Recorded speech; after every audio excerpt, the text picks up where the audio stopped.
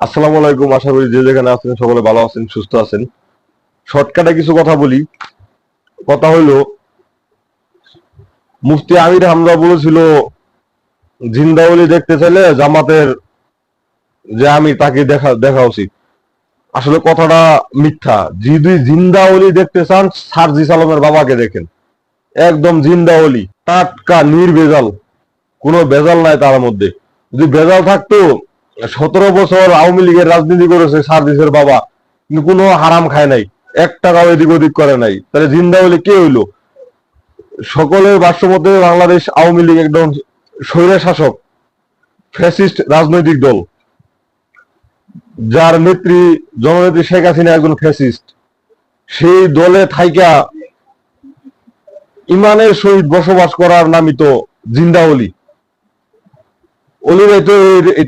অলিদের দ্বারা এটা সম্ভব। আপনার আমার সাধারণ মানুষের দ্বারা সম্ভব না, কারণ আপনার আমার সকলের টাকা লোভ আছে।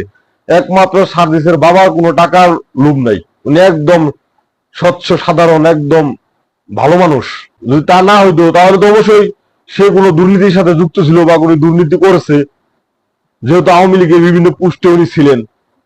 তাহলে যদি দুর্নীতি করে থাকে তাহলে ওনার শাস্তি অবশ্যই হইতো, কিন্তু ওনার কোনো শাস্তি হয় নাই, উনি কোনো ব্যবস্থা নেওয়া হয় নাই। তাহলে উনি ভালো মানুষ।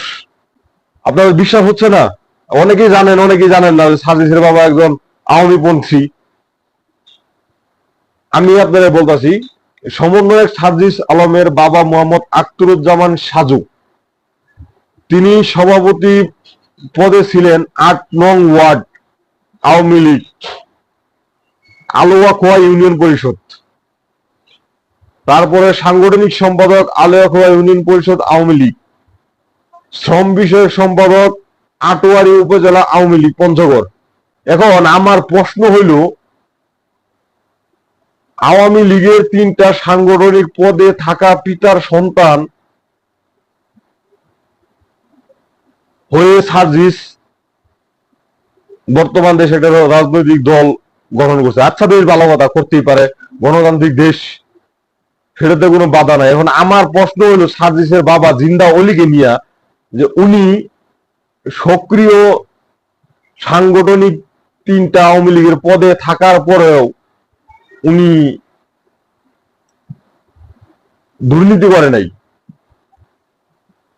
সেলুট জানাই তাকে। তিনি এত বড় 3টা পদে থাকা সত্ত্বেও তিনি কোনো দুর্নীতি করে নাই। যে জন্য আপনাদেরকে বলতেছি, জিন্দা অলি সার্জিসের বাবা। আপনারা আবার মুরিদ হওয়ার জন্য লাইন ধরেন না, তাহলে আবার সমস্যা।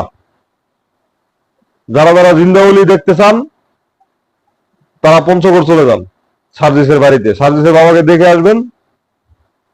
জিন্দাওলি। আল্লাহ হাফেজ। সকলে ভালো থাকবেন, সুস্থ থাকবেন। আর আপনাদের প্রশ্ন এবং মতামত থাকলে কমেন্ট সেকশন খালি আছে।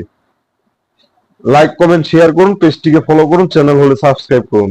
আল্লাহ হাফেজ।